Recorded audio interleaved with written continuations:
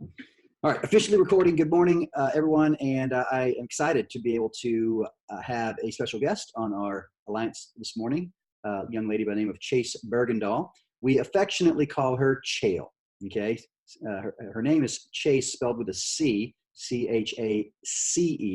But when she was being promoted to, I want to say maybe senior advisor at a conference, and we had her name written down, and the person speaking, it was announcing the promotions, read Chace, and apparently the C was maybe not, didn't look like a C, looked like an L. And so the speaker said, Chael Bergendahl, right? And we all started yelling, Chael. So now we call her Chael. Affectionately, we call her Chael. So anyhow, Chace or Chael was a rep in the North Orange County office. Interestingly enough, she actually lived way in Long Beach. She had quite a drive to come to our office. She was a PR, an interesting story, but I'll let her share real quick. But Chace is now, I want to say, just officially reached 150K, officially reached 150,000 in career sales. So the FSM 50% commission. That's an exciting place to be. That extra 5% might not seem like a lot, but it's pretty cool. It adds some big time bonuses. Chace just had a couple of her biggest weeks in sales in her career. 2 weeks ago, she did a little over $16,000 in sales. And then last week, right about 10, I want to say, somewhere between 8 and 10, something along those lines. And then she flew right after she worked out here in Southern California. She flew back to the East Coast, where she currently is living in the East Coast, and went to their conference of champions, the summer conference #2, and proceeded to take a trophy, one of the top reports, and also was invited to the special DVM hosted dinner and send me some pictures, and it looked very yummy and made me very excited for our dinner coming up very soon. So let me put Chace up here so you can see. You'd much rather look at her than me, I can tell you that right now. All right, so Chace, let's test the audio. Can I say something? Make sure I can hear you. Hello, hello, hello. Tell us about how you started. You got referred by somebody. And how did you end up by being way over in Long Beach as part of the office in Anaheim? Yeah, so I just got a random text that I was recommended to the job by a girl that I had met once, like a year before. So honestly, it was so perfect because at the time I was working as a property manager and I was getting like $11 an hour. Yeah. And I just was looking for something better that was more flexible and higher income. I had just recently come back from a 5-week trip to Central America, and that's when my bank account was like down to here. And I was like, I can't keep doing this. I can't do like the yo-yo bank account anymore. So I was honestly praying hard for a job. And so I think that's the only reason why I gave it a shot, because if I was happy at that time, I would have just like deleted the text. So yeah, it happened to be in Anaheim. Yeah, I mean, that's a great story, and it kind of goes to show the power of, our program, our personal recruiting program. Because I'll say that sometimes when people we're collecting names for personal recruits, I said, there's probably somebody that's literally on their knees praying for an opportunity, praying for a job, and you just never know who that might be. And if I'm not mistaken, the person that you got the text from, you met her one time at a bus stop. Is that right? No, not a bus. It was like at a convention. Oh, She was like really tall. She's like 5'10", 5'11". And I was like, hey, you're tall. I'm tall. Let's be friends. And that's how we met. And then I got her phone number, and then we never hung out. Never talked ever again.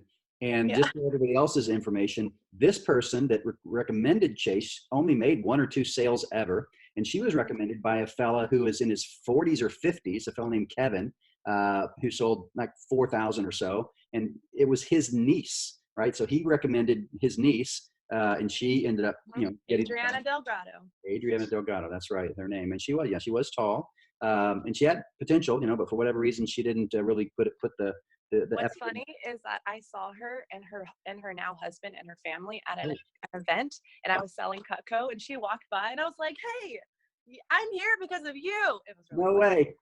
Yeah, that was really funny. She just walked past my booth. What did she say to that? She was like, "Wow, you're still doing this thing." Yeah, it was funny. Love it. I love it. All right, so talk about when you were new. Okay, you said that you were looking for something for flexible. Mm-hmm. Yeah, now that you mentioned about traveling, yeah, you did. You traveled a lot. I mean, you've taken several 2, 3, even 4-week trips since you've been part of this job, and I guess that's one of the things that attracted you to the flexibility. So tell us about what you were thinking when you started this crazy knife thing. So I was 19 years old and I was pretty confident with myself. I remember thinking like at training, like, yeah, I could totally do this. This isn't hard. Like just talk to people, show them it, they'll buy from me. No big deal. So I kind of was like a little too confident. And so some of the first few lessons that I learned, flash forward to my first week, and NJ loves to tell this story, but my first weekend, my first few appointments were complete no sales. Like they got nothing, and I felt so dejected. And so one of the lessons that NJ taught me right away is when I told him like, oh, I got a no sale, I thought he was going to be upset with me, but the first thing that he said was, awesome, you got that out of the way. It's never going to happen again. Mhm. And so I remember that conversation so well. And literally for the next few months, that's what I kept saying to myself. Okay, got that out of the way. That's not going to happen again the same exact way. And so after that, I learned how to respond to adversity. That's not something that I never really learned to do in that way. So Okay. after every bad phone call, after every bad demo, after anything that happened that didn't go my way, got that out of the way. Yeah. Okay. That's a great lesson to learn. I remember you telling me before that you come from a family kind of entrepreneurs, which a lot of people don't. Mhm. A lot of people, Yeah. their parents look at them cross-eyed, like, you're going to do what? You're going to sell knives? They don't pay you. Yeah. They don't pay you for per hour. You have to go to these meetings and they'll pay you for it, and Yeah. a lot of people who don't understand, but you're different. You actually came from a different place because your family understands what it is to be an entrepreneur. Sometimes you do things you don't get Yeah. paid for, so that you get paid a lot for some of the things you do. So how did that affect your ability to do the job in the beginning? Um, It definitely, that's what gave me the confidence, because I was like, oh, my parents are in sales and my uncle's in sales, and like that's kind of, I was like, oh, I could do it easily, but it Mhm. was hard. And that Mhm. actually brings me into the second lesson that I learned, and this one was from Jay Brad, and this is a lesson that all of you have heard him say a million times, but I think about this lesson like all the time. Do hard things. Literally, when I don't feel like waking up early and going to the gym, I just say to myself, do hard things. And it's true. Anything that is hard, that is difficult, is worth doing. I was used to things being really easy for me. Like I graduated high school by age of 16 because I just like did my homework fast because it was easy for me. So I kind of just was used to that. So I loved Cutco because it created like a big challenge for me. And it it's helped me to really grow. That's the only way to grow is by doing hard things. All right, I love it. I love that for sure. And I know that you've mentioned a few times that you had times when you were like wanting to give up. I mean, I think everybody deals with it. A lot of people like every week think of it at least one time. Is it worth it? Especially after a slow day, or a Mhm. lot of times it's not even after a day of not good demos. It's after a day, a few days of lack of effort. So they don't blame the company, they don't blame the product. They just say, well, maybe I'm not right, for the job or something. Usually is the case. How did you overcome some of those doubts, I guess, about whether or not you should be in the knife business any longer? Yeah, my first 2 weeks was tough. I remember dreaming about knives. Like it was in my dreams. It was awful. I hated it. I would like get anxiety just like thinking about certain aspects of the job. So like definitely getting over that part. Um, but just kind of just looking at the benefits of the job, the flexibility. I remember the first time I started hearing about CSPs, and I learned about the Orange County Fair. And I think Michael Lemaster came to the office once, and then Connor Kelly came, and then Ruben started coming, and I started to see that there was potential for the job for me, and not just like the little bubble of Wednesday night team meetings. And like, I started to see that there's more to the job than what I first realized, and how much it fit into my lifestyle. Mm-hmm. And when you talk about your lifestyle, you did a lot of things. I believe you were tutoring. You sing at your church, and you had practice. You had a very, very busy schedule. You could have easily made excuses, and that's kind of the difference between big achievers and most people. They have a busy schedule, and it makes them think, "Well, I'm not sure if I have time to do this." You had a busy schedule, but the opposite was in your head. This is why I do this, because I have such a Mhm. busy schedule and there's so many other things in my life. Is that kind of accurate? Yeah, exactly. And I remember one of the things my uncle told me before while I was looking for a job. He was like, Chase, you stop looking for a job, look for a way where you can be a boss. Mm-hmm. And so that's why Cutco works so great for me, because it's Mm. not a typical job, and that's not what I wanted. Mm. That's great that you had people in your life that understand life well enough to give you that advice, because that's not the kind of advice that most of us get, or got when we were new. Most people like, get a real job, and that's what they know. They think of that as security, but as I say, where do all the unemployed people come from? They don't come from jobs like this. They come from jobs where somebody else was dictating, how much they made per hour and their schedule and everything. And if they become not needed or business drops, then those secure jobs become very insecure. Whereas For sure. whereas something like this, so that's great. I mean, that really is super positive. I wish more people had that kind of support. Now I want to get into some specific skills, unless you have other lessons you want to share. So one of the things that I noticed about you, and this was probably you were at 40 or 50,000 in sales already, and I just got a feeling and realized that you all of a sudden were like terrific on the phone. Like, I think you turned some kind of mental corner at some point. I believe you sharing with me what is it about the phone that maybe had changed in your mind and in your skill set from what you do to basically nowadays. Yeah. For me, almost every aspect of the job is all mental. And that has been one of the biggest obstacles that I've had to overcome again and again and again with different forms. And the first big one was the phone. I was terrified of the phone. I hated it so much. It scared the crap out of me. I was super uncomfortable and nervous. But Jay Bird, I remember when you had sent me like different audios and they kind of were in a series. Do you remember do you remember what I'm talking about? Probably Ken Schmidt closing. Was it the Ken Schmidt, the old guy?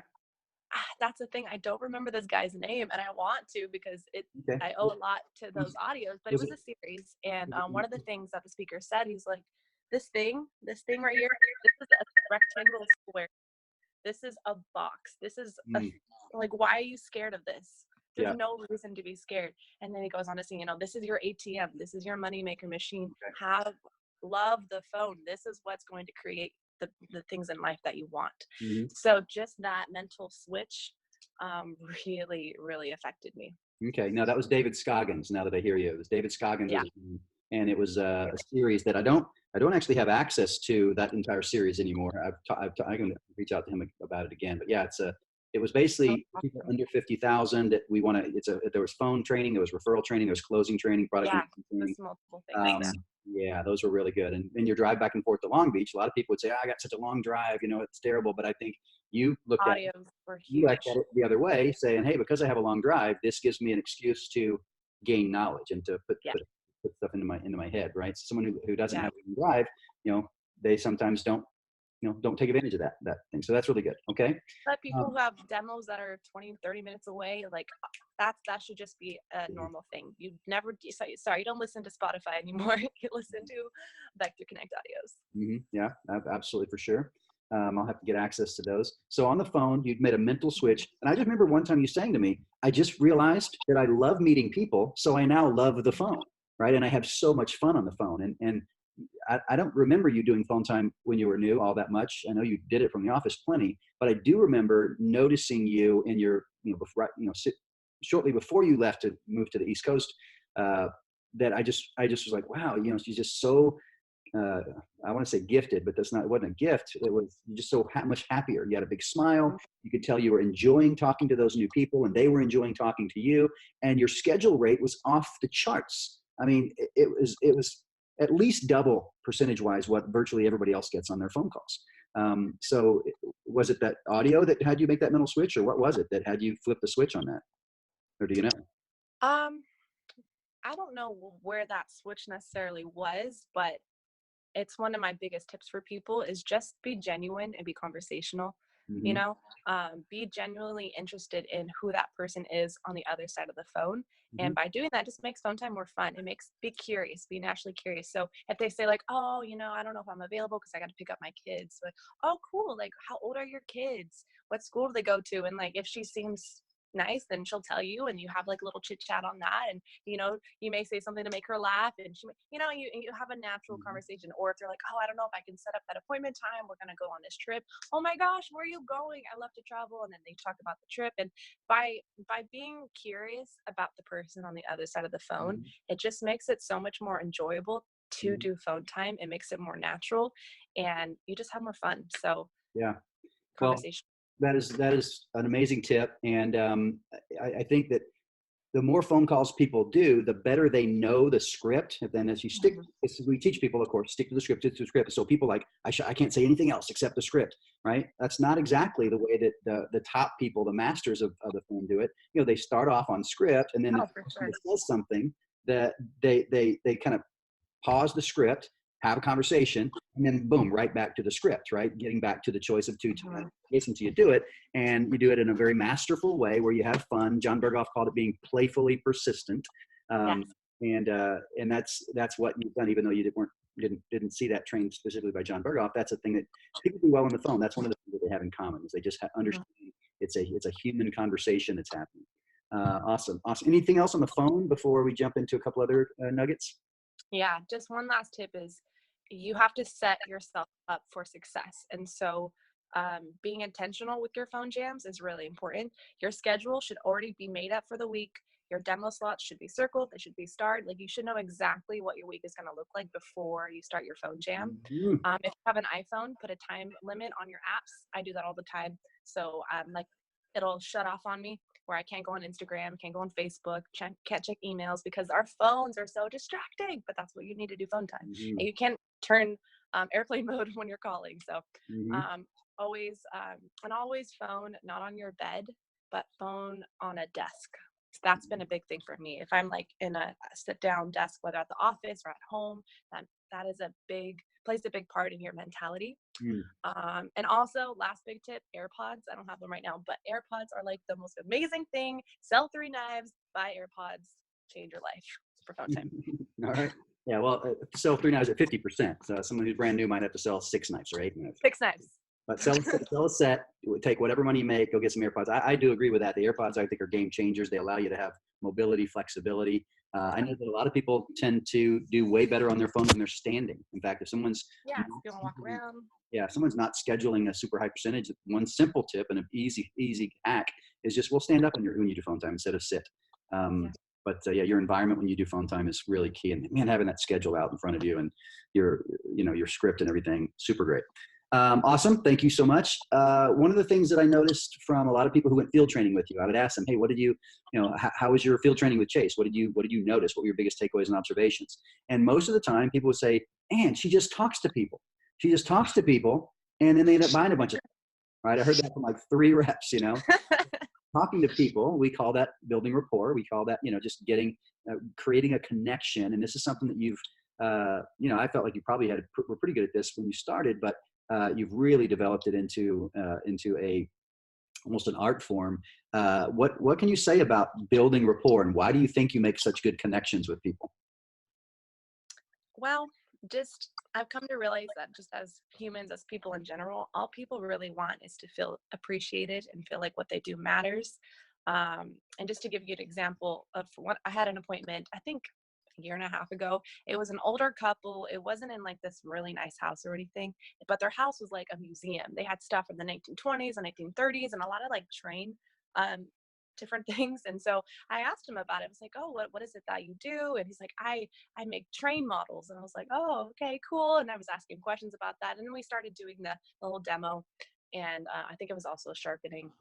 And then as I started to close, I was like, hey, by the way, can you show me your train models?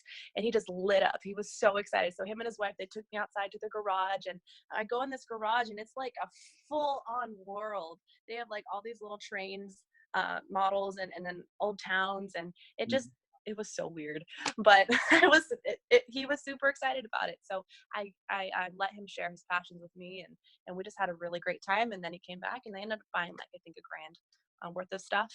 Mm-hmm. So it just that kind of was a lesson to me where just I could care less about model trains. Like that does not interest me at all.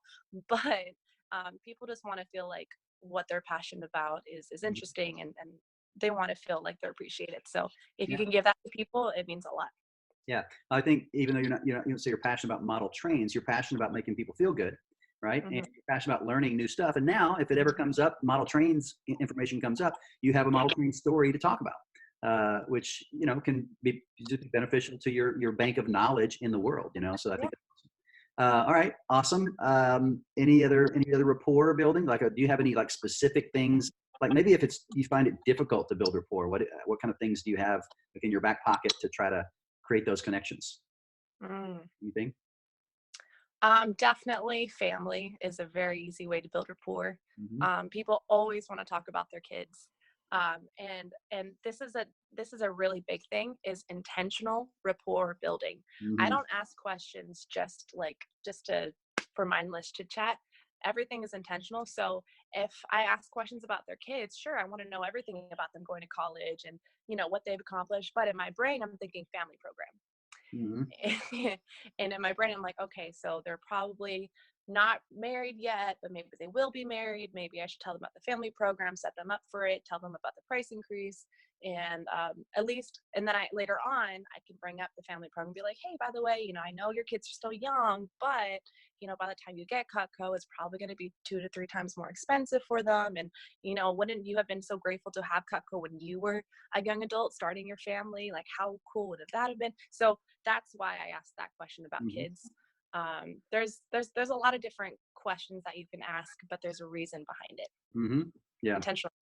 Of course, yeah. When you could talk about how often they're cooking based on how the kids they have, what kind of Mhm. things that they prepare, that Do they entertain for the holidays? all those kind of things. So, family program. You said that, and of course, there's a lot of people that maybe this is their very first summer, and they're completely confused by what you mean by family program. I know Curtis Jake Hughes is the one who really pioneered this program a few years ago. Which is cool that even 70 years into the company's history, there's still people pioneering new ways Mhm. of thinking and improving upon this already great thing. In 90 seconds, can you explain what is the family program? Basically, there's like a little sheet for it. You can ask your manager for it, but it's just a program where people who have owned Cutco for a super long time, they can give Cutco as a gift to the people that they love, but they get an awesome deal on it because it's under the family program. Hmm. So to clarify, because I don't know that all managers have this document. I think we have a few of them in the Mhm. pilot office. But Okay. if you think, well, not even if you think, you want to try to close on multiple sets, okay, and just call it a family program, right? Hey, Mrs. Jones, if you wanted to get a homemaker set or a basic set for yourself, we could also get two of these starter sets, galley sets, two of these galley sets for each of your kids. And as you mentioned, I know that it's going to be 10 years or so before they're off on their own, but the prices are going up in September. They go up about every 2 years, and you'll end up paying 20 to 25% more for Cutco if you wait, till they get that age. And like you said, wouldn't it have been nice when you were brand new on your own that you had a good set of knives and never had to worry about buying knives or anything like that? And so the family program it's a program, but it's not a set in stone way of doing it, right? It might be you buy a petite carver and a spatula spreader and a trimmer with sheaths for your 4 kids, and they at least have a few good knives grow up. And if you get this set for yourself, I can actually give you a huge discount on the other items. That would be a way to present the family program. Is that fairly clear? Yeah. Right. Yeah. So it's just a way to use the bonus points to help people understand that there's a program or a bundle type of thing. Packages, bundles, and programs. Those are things that I hear the top reps always talking about. They don't talk about pieces. They talk about packages, bundles, and programs. So that's great. Um, Intentional rapport. How about closing? Okay, family program is obviously one idea, but how do you? I know your average order size is slowly but surely climbed over time. You started off pretty average, 250, 275. Had a few good big orders here and there. I remember there's a flatware order we worked on for seemed like a long time. We worked on, maybe that was your uncle or somebody who owned a restaurant or something. They were trying to get looking at getting flatware. Does that ring a bell? Yeah, that didn't happen. Oh, we never sold it. Okay. Yeah, my uncle. I remember Yeah. talking about it for a long time. Well, restaurants are hard to do. Anyway. Restaurants are tough. Anyways, Big for orders. big orders, I think pre-framing is a pretty big thing. That's something that I've definitely instilled into my service calls, and you can do the same thing with demos and appointments. People need to have the expectation that they're going to buy something. In their mind, it might be small, but they need to already expect that. And how you do that is with the phone. So when you're on the phone, that's when you say, I'm going to show you this awesome product. It's called Cutco. You don't have to get anything because I get pages to show, but you may see something that you like. I'm not going to stop you, So they already know over the phone, like, okay, I might buy something. And then when you get to the demo or you get to the service call, that's where you also need to pre-frame what's going to happen throughout the demonstration. So you can say, Mrs. Jones, thank you again so much for helping me out. This is at the demo. So first, let me just kind of explain to you what the main things that we do. First, I'm going to tell you a little bit about myself and about the company. Next, we're going to look at some of the programs with Cutco and some of the sets that we have to offer. And then next, I'm going to do the most important part of my job, which is just to ask you to refer me to some of your friends and family, okay? If you like me and like the presentation, then that's my main goal, or something like that, so that you're pre-framing what you expect from the presentation. And by doing so, it creates a buying atmosphere, so they're not caught off guard when you're asking them for $1,000 order, to $3,000 order on a set. So pre-framing is huge. Okay, love it. Love pre-framing. Some of that stuff that I think is scripted out. I heard some words that I've seen on some papers that go. Did you, Brett? Oh yeah. Hey, Hayes. Can we get Chase to like say that entire pre-framing part again? Because that was really good. Okay. Yeah, try it. We have this on recording, which I'll upload soon too. But yeah, say it again. So this is when you're at the demo. Hi, Mrs. Jones. Thank you so much for helping me out. You have no idea how much this means to me. But real quick, there's 3 main things that we do. So first, I'm just going to tell you a little bit about myself and a little bit about the company. Next, we're going to take a look at some of the sets and programs that the company offers, and we'll just pick out which one works best for you. And lastly, this is the most important part of my job, if you like me and my presentation, is that you just recommend me to some of your friends, okay? So by the way, have you ever heard of Cutco? And then you move on to rapport. Okay, love it. Okay, so that's a little pre-frame. Just so you know, Chase, we evolved a little bit, and you can take and use this as well on your appointments. We evolved from using the word recommendations or refer me to people and use the word introduce. I'll ask you to introduce me to some, because introducing is, people love to introduce people to other people, right? But sometimes referring is scary. So just by changing that one word can completely, revamp in someone's mind, reprogram how they feel about that whole thing. So just using the word introduction, and that'll even help you. Look, I can even teach Chase something amazing. That's almost impossible. Always learning, always learning. Okay, so anything else on bigger orders? I know you talked about emphasizing sets. Soft closing questions. Everyone knows what this is, but if this is before you ask for the order, so you could say, all right, cool. So considering that you would have Cutco for the next 30, 40 years, which set would you get the most use out of? And they pick the family set. So you're like, okay, great. That's awesome. So you would have all the food prep knives over here. Remember how awesome that spatula spreader was? Awesome. You got that carving set for the holidays. You'd use that. Nice. And your husband's going to have that barbecue champion knife. Nice. And you're going to really like that little chopper, right? That's pretty cool. And then everyone loves the cheese knife. Awesome. So you would use all these pieces. Nice. There's nothing that you're unsure about. Okay, cool. Hey, and by the way, which handle did you like better? Did you like the pearl? Did you like the darker ones? Oh my goodness, I love the pearl. That's what I have at home. Cool. So this is the part where I'm going to scare you about the price. Have you ever priced out high quality knives before? And then you keep going on with the approach. So once they chose a set, you have to just verify that this is the set for them and make sure that they're completely comfortable with what's in there by asking questions, because there's 2 reasons why people don't buy Cutco. It's because they're not sure if they're going to use all those pieces, or they're not sure about the price. So if I can just make sure that they're completely happy and they're going to use the set before the full price objection comes up, that kind of helps me. So soft closing questions. I love it. Lots of little yes questions, alternative choice questions. Do you like the pearl or the classic? Or now, of course, the fire red or strawberry vanilla or chocolate. Block. Yeah, block or no block. As often as you can ask those kind of little questions, every time they make a choice, they're closer to ownership, right? In their mind, consciously and subconsciously. Okay, I love it. That's awesome. And so you're talking about using the 3-set close. You're saying, hey, this is a complete set. This is the family set. This is the basic set. Consider using Cutco for this long. Which one do you think you'd get the most use out of? And let them pick. And usually they actually do pick the family set because it's like Goldilocks, This bed's too hard. This bed's too soft. This one's just right? So what is the one that usually people choose when they're doing. And there's a whole training on the 3-set close. If anybody wants, feel free to ask. All right, last thing here. We're in the middle of, or not in the middle. We're now in the second half.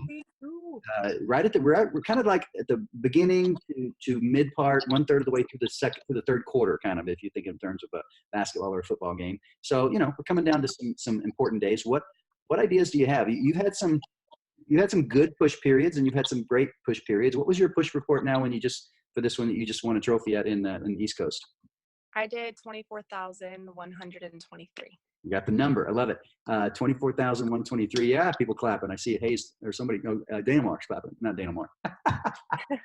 Tim is clapping. And Kareem took a cookware order, so I'm just kidding. That's right. You had to give one of your Could have cookbooks. been 25. Yeah. Okay. Awesome. So that's your best push ever then, right? Yeah. What's your best push before that? Like 10K. Okay. So it's funny. He said now that she's done 20 something, it's like a 10, just only 10. It's nothing. But remember your first time doing 10? Yes. How exciting that was? It's pretty great. So yeah. Set new standards though. Yeah, absolutely. I love it. By the way, what place did you get in your were you in just a rep category, CSP category? What place were you? I was in the rep category, and shoot, the top rep sold I think like 40,000 or something. I was 7th place.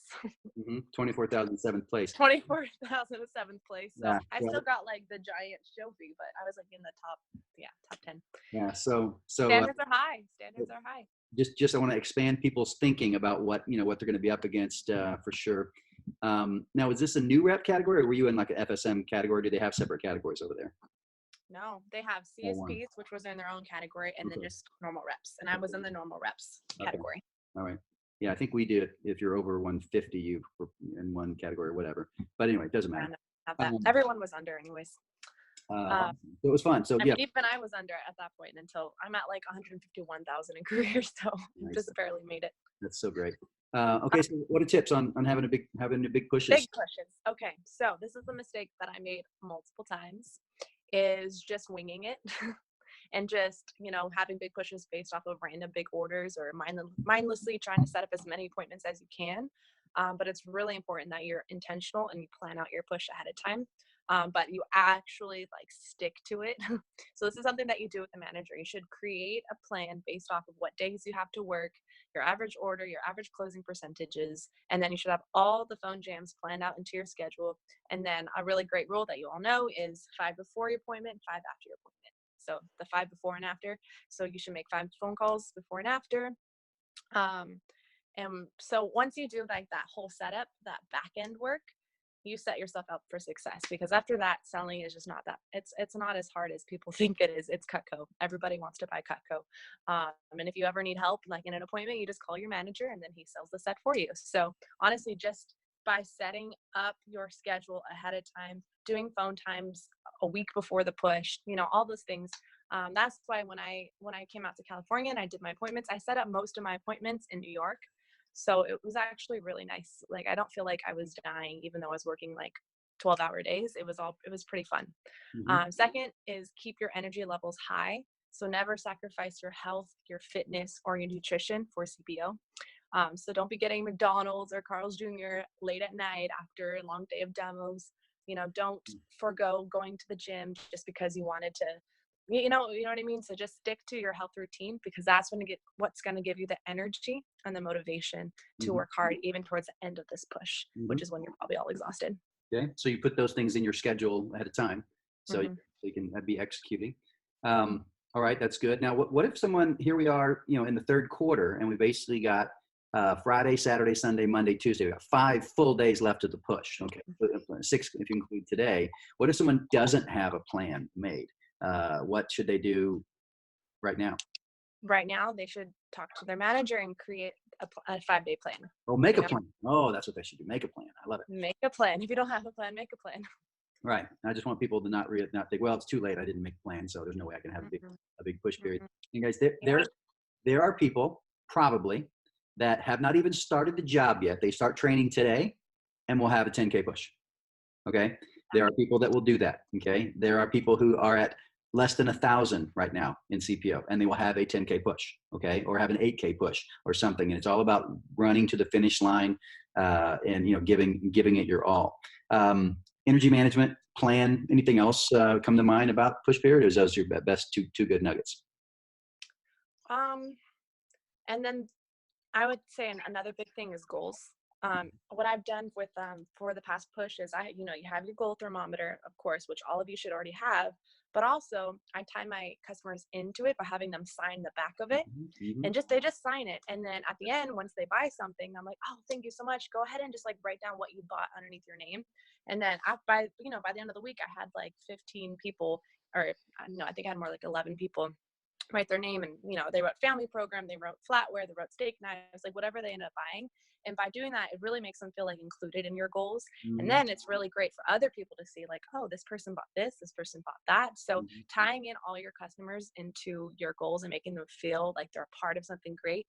I like to paint a picture of what SC2 is. So I tell them like, yeah, it's in your case, it's in Las Vegas. It's in this beautiful hotel, and I get to be on stage in front of hundreds of Cutco people. It's like the biggest event of the year. I'm working so hard for this, and I really want to represent my team and just like grow exponentially. So just know, like, I don't want you to feel any pressure about having to get like everything that Cutco makes. But just know, like, whatever you do end up getting today, it helps me out so much and it means the world to me. So thank you so much. And then I always tell them, like, there's two things that are important to me. It's that we find something that you're going to love and use every single day, and it fits into the budget. And when those come together, everybody's happy. So you really got to just tie your customers in and make them feel really a part of it. Okay. Love it. Love that. Yeah, perfect.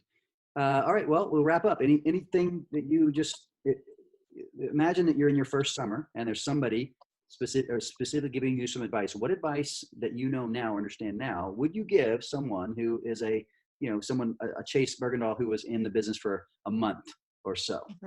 What kind of thoughts would you share? Yeah. I didn't prep you for this question, so I realize I'm hitting you with this. No, you're fine. Fine. Honestly, your first few months are going to be just covered with doubts about yourself and about the company and whether or not this is the place that you should be right now. And that was a huge thing for me. But just know that even though you don't have full conviction in the product, you don't have full conviction in the company, just know that this is the very best, like the best environment for a young person right now. You cannot get the training, the positivity, the personal development at this level anywhere else in the world, honestly. The type of growth that will happen to you just being part of the Vector opportunity is just outstanding, and you're going to be at a completely different level in a year from now than you are now, and your family's going to notice a difference. You're going to notice a difference. I mean, I'm learning so much now. Like now I'm learning about investing and building up my future and in a way that I never thought about before. So it's a great environment to be in. So just trust the process and just take advantage of every opportunity that Vector gives. Yeah, nice. I love hearing you talk about investing, because you just made over, like what, $11,000, $10,000 you earned in the last couple of weeks. And you should make sure you don't have to have all that just to live on. You don't have to go spend it on whatever you want to save for travel and save for long term. Some investing that can pay you money, put your money to work, basically. Chace, well, I love it. I'm going to stop the recording and then we'll do some Q&A. And I think what I'll do is I'll just record that too as a separate recording. Okay, so.